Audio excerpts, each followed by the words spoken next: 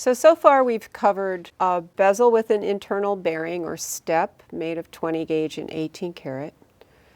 We've done a bezel with a backing sheet of 18 karat. And now I'd like to show you a 22 karat bezel for a rose cut stone and a flat topped turquoise with an 18 karat bezel. And these will be soldered onto Argentium sheet.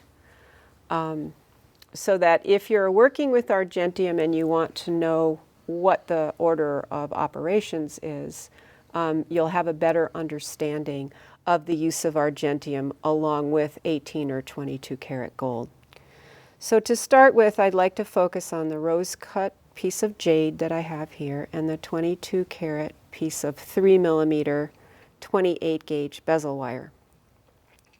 Custom cut stones like rose cuts, pieces of turquoise that have backing on them, will present a different problem. So again, I'm going to be using, this is a very flat topped stone. It's a piece of turquoise.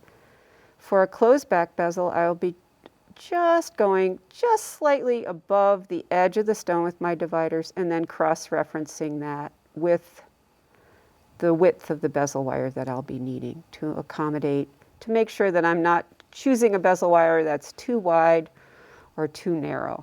Rose cut stones present a different kind of problem because the faceting on these is a little bit irregular, so I have to measure to the widest side of the stone and then file to fit whatever I need. And you can see as I turn the stone, this side and the ends of this are much narrower.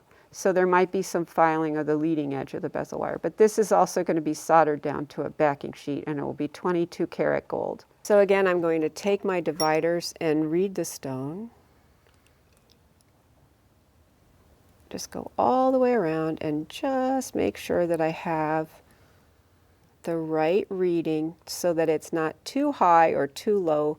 And with rose cuts, the faceting often causes areas that are low or high. So you have to sort of eyeball where the middle of that high and low faceting is. So then once I've got the reading for that, I'll go ahead and run my dividers down the length of the 22 karat and then cut with my joist chins to fit and then form the bezel. So here's my scribe line, and I'll be cutting on the outside edge of that scribe line with down the length. This will require too a little bit of 22 karat gold solder. You can also use 18 karat hard solder, but the color match, there'll be a little bit less of a color match. Form this around the stone.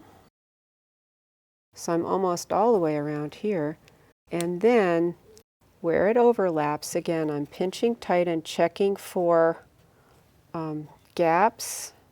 And right here, I'm going to scribe a line, cut and file to fit. The thing about 22 karat gold bezel wire is this is very similar to fine silver wire. You can see how soft it is that I can just simply bend it with my fingers. I don't initially need to use a pair of pliers.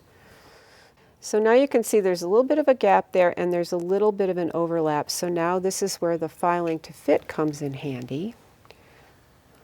So again, I use my number 4 cut file. Get that to overlap on itself. Again, measure against the stone.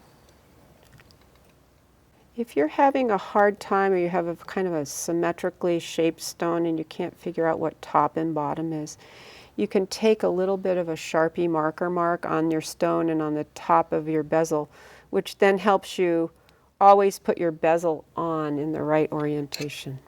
I'm ready to solder this shut in just a minute. Okay, so I'm using a little bit of Mighty Flux on the 22 karat gold bezel and a little bit of paste flux right at the joint. And I have 22 karat gold solder that I'll be pick soldering into place. So I've cleaned up the bezel and I've placed it on the 24 gauge Argentium backing sheet, and now I'm ready to solder the rose cut bezel for the rose cut jade down onto the backing sheet with medium Argentium solder. So here I have the bezel for this turquoise, and up to this point you've seen me soldering with the gold or silver solder on the outside of the bezel because the stone is either translucent or I'm doing something specific with the design. I just wanted to give you a quick demo of soldering an 18-karat gold bezel to the backing plate of Argentium with Argentium medium solder, but the placement of where I'm putting the solder is on the inside of the bezel instead of the outside. My reasoning for putting the pick soldered pieces of Argentium solder on the inside is that leaves the outside free of any additional cleanup, and the stone will cover any of the solder ghosts because it's an opaque stone. And as long as you've melted your solder completely, you should not have any bump or ghost that would endanger your stone from cracking while being set. And I'm using Argentium solder because A, it matches the color of the Argentium, and if I have an oops, I don't have to clean gold solder off. It also melts at a lower temperature than the gold and the gold solder, so it's like a little insurance policy for me. This is a fairly large bezel, so it will take anywhere from 4 to 6 pieces of solder to get that whole shape to close up.